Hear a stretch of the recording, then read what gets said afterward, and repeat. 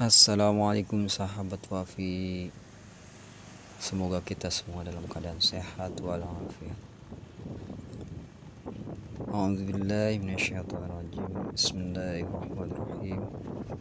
Alhamdulillah, assalatu wassalamu ala rasulillah, amma ba'du. Ilahi anta maqsudi wa ridhaka matlubi, a'tini mahabbataka wa ma'rifataka. A'udzubillahi minasyaitonirrajim. Ala inna awliya Allahi la khaufun alaihim wa la hum yahzanun. Shadaqallahul azim. Sahabat Wafi, kali ini saya akan berziarah ke makam Tubagus Ahmad Khatib, yaitu Residen Banten yang pertama. Makamnya terletak di belakang Pasarean Maulana Hasanuddin, tepat di pintu sebelah utara.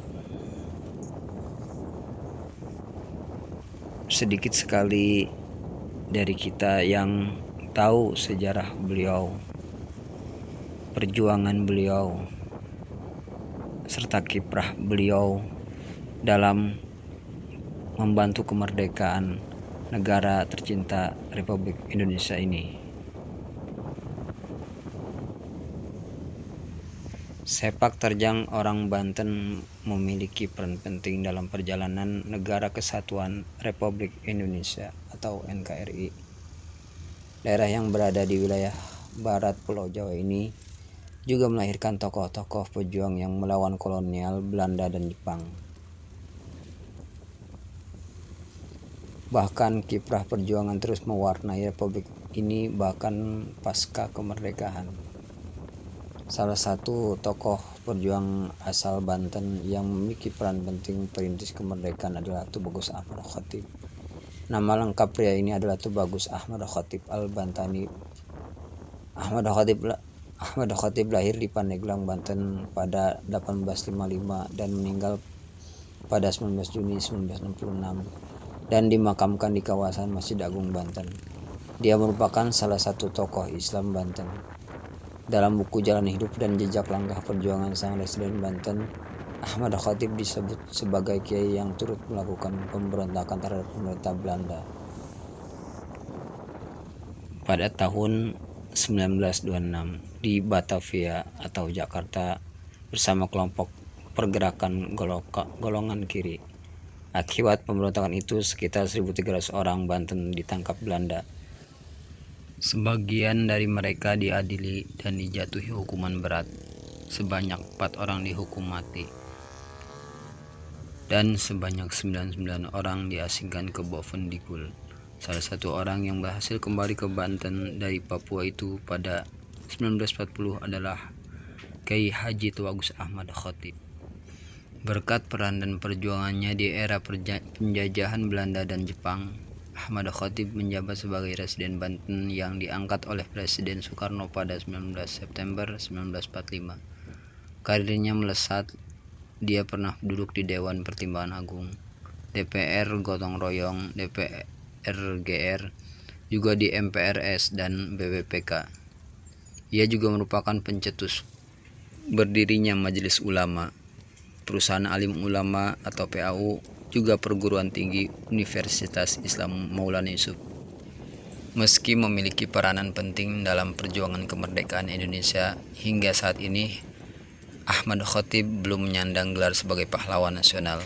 Saat dikonfirmasi hal tersebut, Sekretaris Dinas Sosial Provinsi Banten Budi Dharma mengaku pihaknya belum bersama tim peneliti pengkaji gelar daerah TP2GD telah mengusulkan Tubagus Ahmad Khatib sebagai pahlawan nasional. Sahabat Wafi, sekarang saya sudah sampai di gerbang makam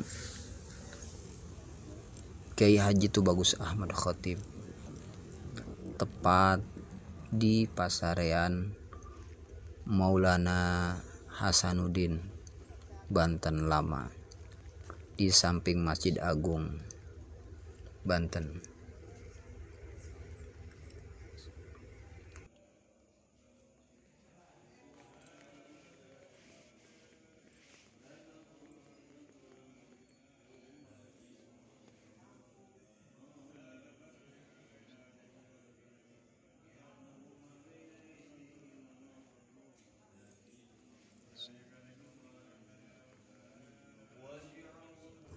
Nah, sahabat Wafi, bagi yang belum tahu, inilah makamnya.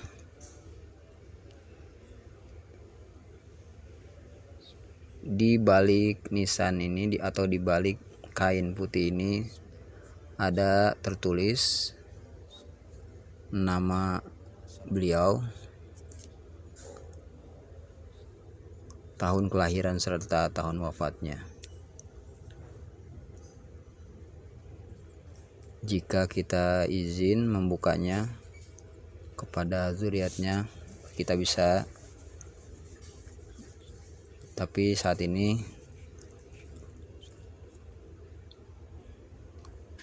sedang tidak ada, karena itu saya tidak bisa membukanya. Jika ingin cerita lengkapnya, silakan hubungi zuriatnya di Cipare, tepatnya di Kedalingan, depan kantor PDAM Banten, atas nama Teh Ratu Nizma.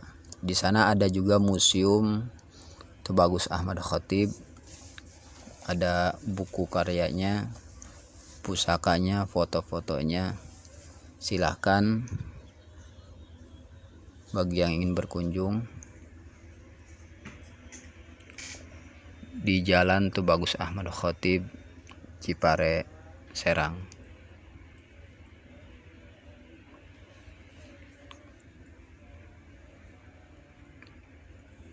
Inilah pasariannya. Residen Banten pertama, Kiai Haji Tubagus Ahmad Khatib bin Kiai Haji Tubagus Wasi, lahir di Pandeglang tahun 1895. Ini putranya Nyi Ratu Fatma. Oke, sahabat Wafi, sampai di sini penulisan saya atau sekelumit cerita tentang Residen Banten pertama, Kiai Haji Tubagus Ahmad Khatib, Banten. Semoga bermanfaat. Jangan lupa dukung terus channel kami agar tidak ketinggalan informasi, agar bisa menebar manfaat. Assalamualaikum warahmatullahi wabarakatuh.